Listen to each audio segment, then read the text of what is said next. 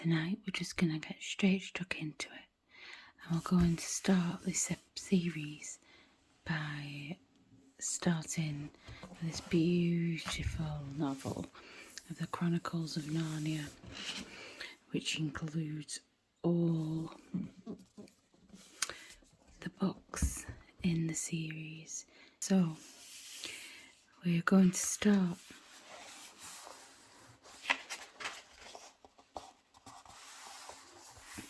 The Chronicles of Narnia by C.S. Lewis. The first book in this series of books by C.S. Lewis is The Magicians Nephew, originally written in 1955.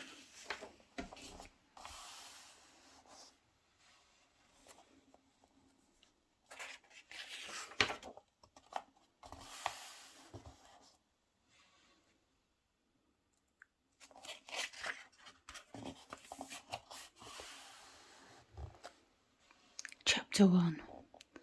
The Wrong Door.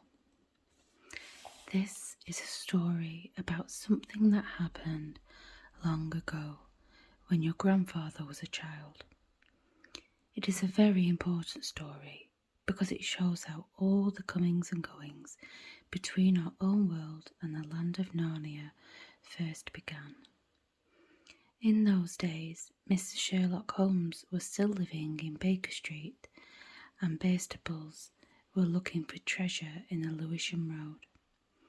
In those days, if you were a boy, you had to wear a stiff Eton collar every day, and schools were usually nastier than now. But meals were nicer, and as for sweets, I won't tell you how cheap and good they were, because it would only make your mouth water in vain. And in those days, there lived in London a girl called Polly Plummer. She lived in one of a long row of houses which were all joined together. One morning she was out in the backyard when a boy scrambled up from the garden next door and put his face over the wall. Polly was very surprised because up until now there had never been any children in that house but only Mr. Ketterley and Miss Ketterley, a brother and sister, old bachelor and old maid, living together. So she looked up, full of curiosity. The face of the strange boy was very grubby. It could hardly have been grubbier if he had first rubbed his hands in the earth and then had a good cry, and then dried his face with his hands. As a matter of fact, this was very nearly what he had been doing. "Hello," said Polly. "Hello," said the boy. "What's your name?" "Polly," said Polly. "What's yours?" "Diggory," said the boy.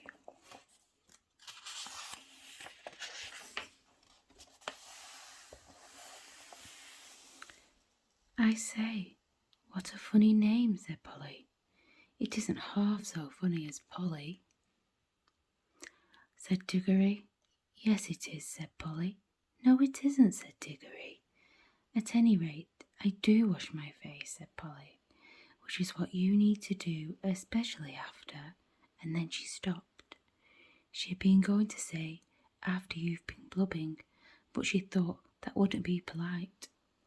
"All right, I have then," said Diggory, in a much louder voice, like a boy who was so miserable that he didn't care who knew he had been crying. "And so would you," he went on, "if you had lived all your life in the country and had a pony and a river at the bottom of the garden, and then been brought to live in a beastly hole like this." "London isn't a hole," said Polly indignantly. But the boy was too wound up to take any notice of her, and he went on. "And if your father was away in India, and you had come and lived with an aunt and an uncle who's mad, who would like that? And if the reason was that they were looking after your mother, and if your mother was ill and was going to die, Then his face went wrong sort of shape, as it does if you're trying to keep back your tears. "I don't know. I'm sorry," said Polly humbly. And then, because she hardly knew what to say, and also to turn Diggory's mind to cheerful subjects, she asked, "Is Mr. Kettley really mad?" "Well, he's either mad," said Diggory, "or there's some other mystery. He has a study on the top floor, and Aunt Letty says I must never go up there. Well, that looks fishy to begin with. And then there's another thing. Whenever he tries to say anything to me at meal times, he never even tries to talk to her. She always shuts him up.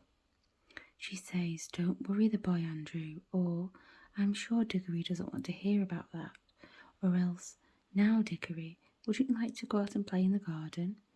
What sort of thing does he try to say? I don't know. He never gets far enough. But there's more than that. One night, it was last night in fact, as I was going past the foot of the attic stairs on my way to bed, and I don't much care for going past them either, I'm sure I heard a yell. Perhaps he keeps a mad wife shut up there. Yes, I've thought of that. Or perhaps he's a coiner.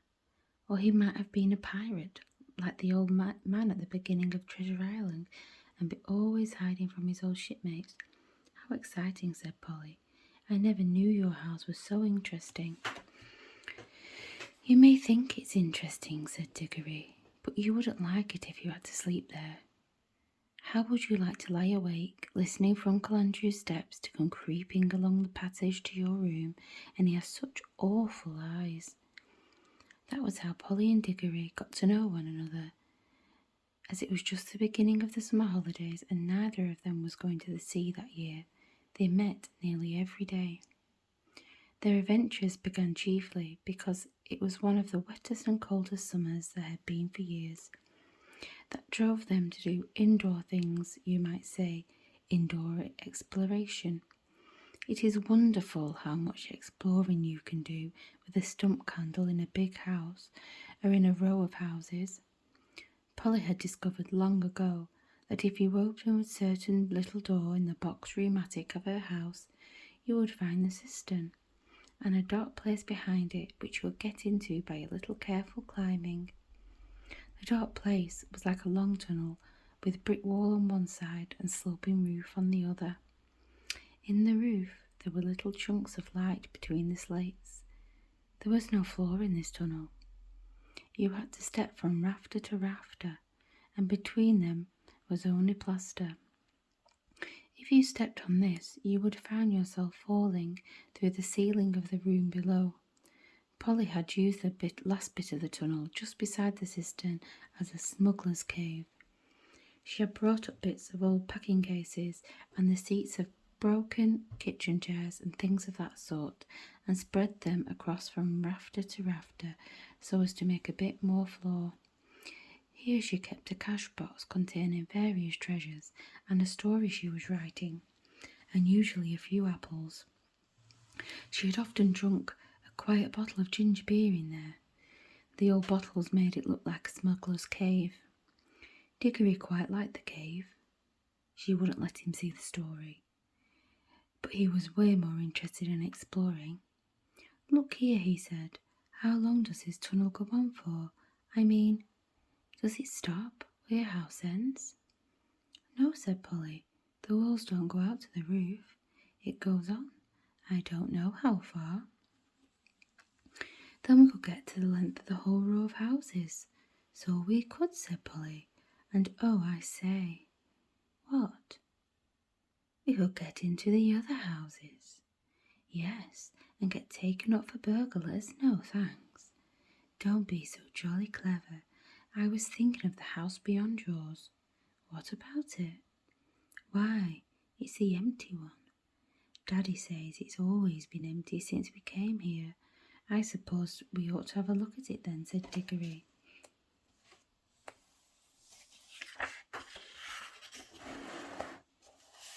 He was a good deal more excited than you'd have thought from the way he spoke, for of course he was thinking, just as you would have been, for all the reasons why the house might have been empty for so long. So was Polly. Neither of them said a word.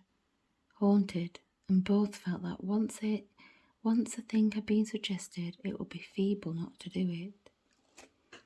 "Shall we go and try it now?" said Diggory. "All right," said Polly. "Don't if you'd rather not," said Diggory. "I'm game if you are," said she. "How are we to know we're in the next house but one?" They decided they would have to go out into the box room and walk across it taking steps, as long as the steps from one rafter to the next. That would give them an idea of how many rafters went to a room. Then they would allow about 4 more for the passage between the 2 attics in Polly's house, and then the same number for the maid's house as for the box room. That will give them the length of the house. When they had done that distance twice, they would be at the end of Diggory's house. Any door they came to after that would let them into the attic of the empty house. "But I don't expect it's really empty at all," said Diggory. "What do you expect?" "I expect someone lives there, in secret, only coming in and out at night with a dark lantern. We shall probably discover a gang of desperate criminals and get a reward. It's all rot to say a house would be empty all those years, unless there was some mystery." "Daddy thought it must be the trains," said Polly. "Pooh! Grown-ups are always thinking of uninteresting explanations," said Diggory. Now that they were talking by daylight in the attic instead of by candlelight in the smuggler's cave, it seemed much less likely that the empty house would be haunted. When they had measured the attic, they had to get a pencil and do a sum. They both got different answers to it at first, and even when they agreed, I'm not sure they got it right. They were in a hurry to start on the exploration. "We mustn't make a sound," said Polly, as they climbed in again behind the cistern, because it was such an important occasion. They took a candle each. Polly had a good store of them in her cave. It was dark and dusty and draughty, and they stepped from one rafter to the next rafter without a word, except when they whispered to one another, "We're opposite your attic now," or "This must be halfway through our house." And neither of them stumbled, and the candles didn't go out, and at last they came to where they could see a little door in the brick. There was no bolt or handle on this side of it, of course, for the door had been made for getting in and not for getting out. But there was a catch, as there often is on the inside of a cupboard door, which they felt sure they would be able to turn. "Shall I?" said Diggory. "I'm game if you are," said Polly, just as she had said before. Both felt like it was becoming very serious, but neither would draw back. Diggory pushed around the catch with some difficulty. The door swung open, and the sudden daylight made them blink. Then, with a great shock, they saw that they were looking not into a deserted attic, but into a furnished room. But it seemed empty enough. It was dead silent. Polly's curiosity got the better of her. She blew out her candle and stepped out into the strange room, making no more noise than a mouse. It was shaped, of course, like an attic, but furnished as a sitting room. Every bit of the walls were lined with shelves, and every bit of the shelves was full of books. A fire was burning in the grate. You remember that it was a very cold, wet summer that year. And in front of the fireplace, with its back towards them, was a high-backed armchair. Between the chair and Polly, and filling most of the middle in the room, was a big table piled with all sorts of things. Printed books, and books of the sort you write in, and ink bottles and pens, and sealing wax, and a microscope. But what she noticed first were a bright red wooden tray with a number of rings on it. They were in pairs, a yellow one and a green one together. then a little space, and then a yellow one, and another green one. They were no bigger than ordinary rings, and no one could help noticing them because they were so bright. They were the most shiny, beautiful little things you can imagine. If Polly had been a very little younger, she would have wanted to put one in her mouth. The room was so quiet that you noticed the ticking of the clock at once, and yet, as she now found, it was not absolutely quiet either. There was a very, very faint humming sound. If hoovers had been invented in those days, Polly would have thought it was the sound of a hoover being worked a long way off, several rooms away and several floors below. But it was a nicer sound than that, a more musical tone, only so faint that you could hardly hear it. "It's all right, there's no one here," said Polly over her shoulder to Diggory. She was speaking above a whisper now, and Diggory came out blinking and looking extremely dirty, as indeed Polly was too. "This is no good," he said. "It's not an empty house at all. We'd better bunk before anyone comes." "What do you think those are?" said Polly, pointing at the coloured rings.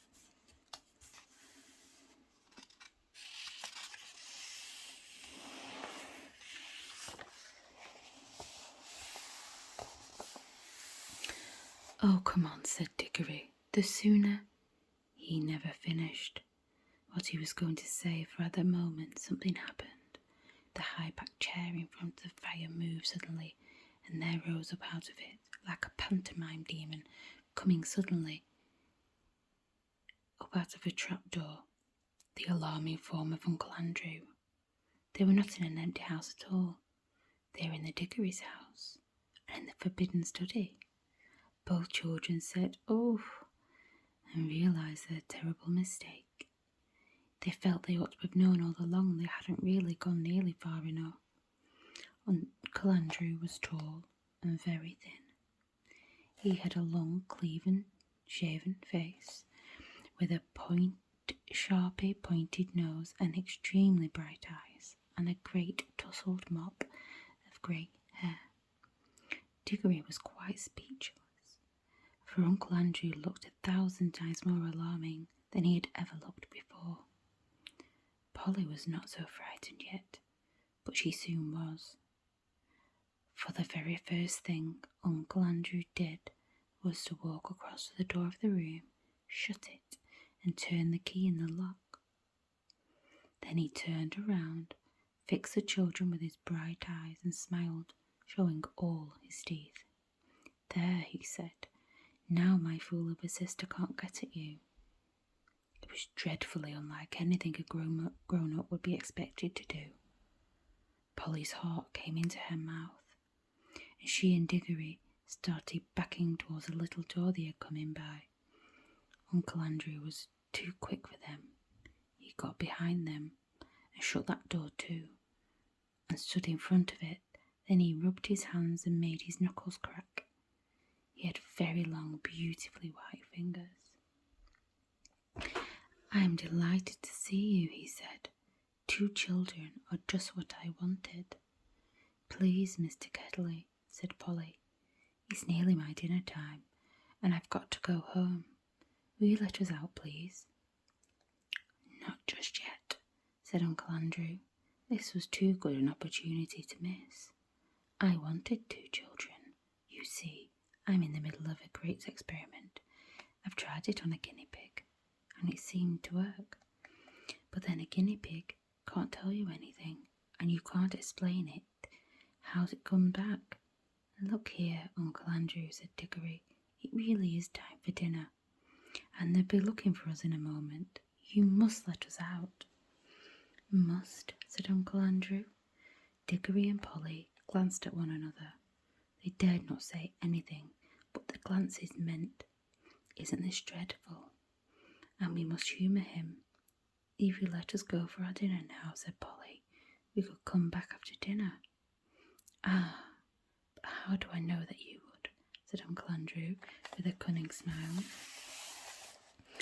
Then he seemed to change his mind. Well, well, he said, if you really must go, I suppose you must. I can't expect two youngsters like you to find it much fun talking to an old buffer like me. He sighed and went on. You've no idea how lonely I am sometimes, but no matter, go to your dinner, but I must give you a present before you go. It's not every day that I see a little girl in my dingy old study, especially if I must say so, such a very attractive young lady as yourself. Polly began to think he might not really be mad after all. Would you like a ring, my dear? Said Uncle Andrew to Polly. Do you mean one of those yellow or green ones? Said Polly. How lovely. Not a green one, said Uncle Andrew. I'm afraid I can't give the green ones away, but I'd be delighted to give you any of the yellow ones with my love, and come and try one on. Polly had now quite got over her fright and felt sure that the old gentleman was not mad, and there was certainly something strangely attractive about those bright rings. She moved over to the tray. Why, I declare, she said, that humming noise gets louder here. It's almost as if the rings were making it. What a funny fancy, my dear, said Uncle Andrew with a laugh. It sounded a very natural laugh, but Diggory had seen an eager, almost greedy look on his face. Polly, don't be a fool, he shouted. Don't touch them. It was too late. Exactly as he spoke, Polly's hand went out to touch one of the rings, and immediately, without a flash or a noise or a warning of any sort, there was no Polly. Diggory and his uncle were alone in the room.